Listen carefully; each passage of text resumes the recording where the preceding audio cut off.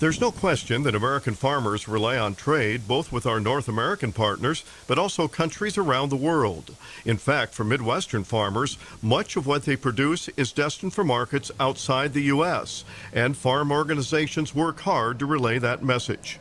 Mike Yost was head of the Foreign Ag Service during the George W. Bush administration and spoke recently to a Farm Outlook meeting in Fairmont, Minnesota. Well, trade's critically important to agriculture. I think everyone knows that 95% of the world's consumers live outside our borders.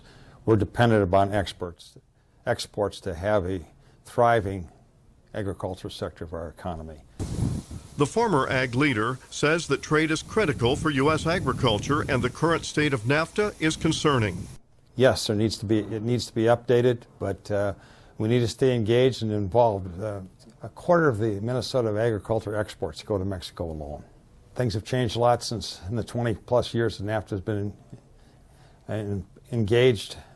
I also think that people need to reflect a little bit how integrated the three countries' economies are, and the negative impact if we pulled out of NAFTA. It would be devastating for the entire economy here in the United States. He adds that a growing nationalism around the world is having an impact on trade, and not necessarily for the better. There's growing nationalism around the world. We saw that in Great Britain. We see it here in this country.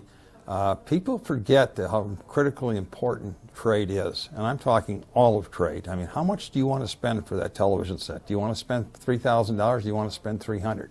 That's the advantage of trade. When farmers are filling these grain bins, they're not thinking about where the soybeans are going to be going.